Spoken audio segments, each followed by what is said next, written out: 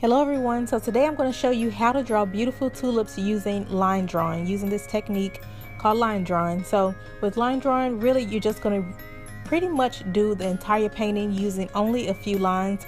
There's not a lot of details in line drawings. You really want to let the viewer use their imagination to make up the rest of the painting.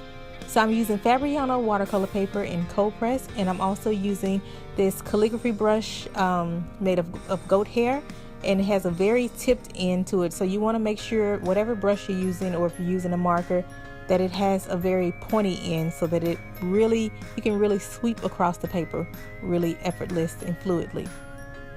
So I'm using acrylic ink, and I'm using a dry to dry technique. So it's actually a wet to dry technique.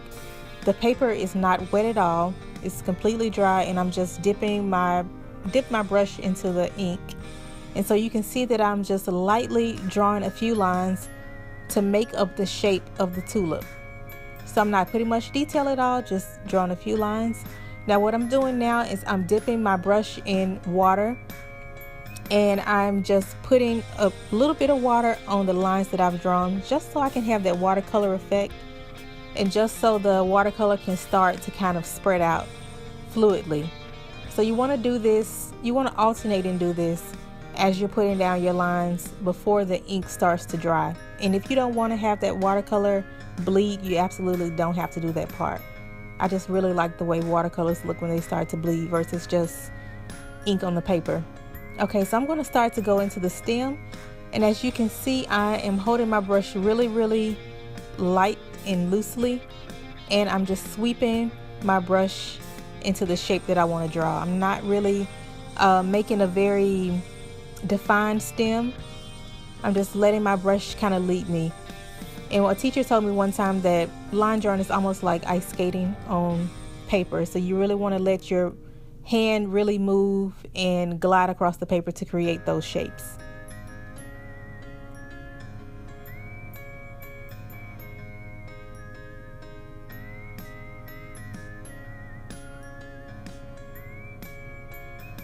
And another tip that I would like to give you is to dip.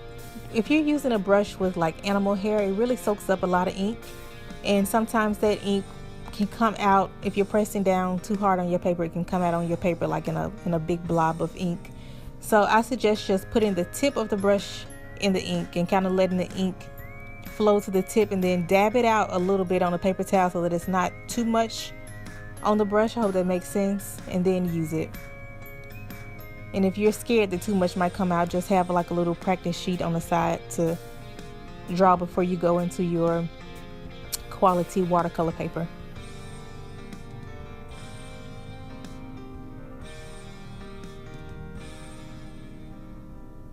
Okay guys, so I'm just really loosely outlining this flower. I'm also putting a few lines for the details inside, but you really want to make this look like you've just like blown flowers onto this paper really softly and effortlessly. At least that's how I like for my paintings to look. Okay, so I'm taking another brush. This is a Winsor & Newton brush, and I'll leave the number of the brush in the description box. But I just want to show you that you can pretty much do line drawing with any type of brush as long as there's a pointed end.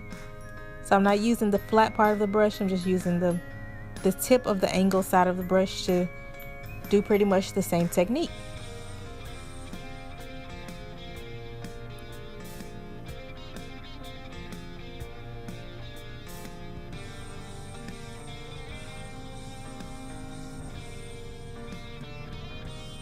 Okay, so you see how for the top tulip, I've pressed down my brush a little bit more, so you can see that more ink is coming out onto the paper. But I'm just going to draw this I want to draw this tulip a little bit open, almost like it's kind of blooming open.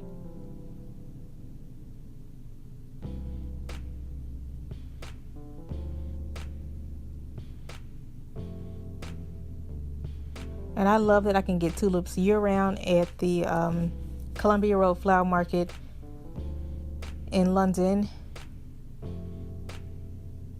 So this is a great way to like brighten up my home. Okay, so I'm just sweeping down my brush,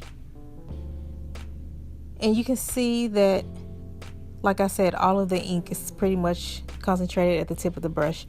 This is pretty much the same brush, so you can see that if you put water on the brush and it starts to kind of spring open, this is a TomBow marker that I'm going to use to add a few details. So if you wanted to do the full thing with the TomBow marker, you can absolutely do that. You don't have to use watercolors, but I love to go over my watercolor line drawings with the TomBow marker to add a little bit more detail. And I love that TomBow markers are just perfectly pointed, so that it doesn't add too much to the painting. It doesn't overtake the watercolors.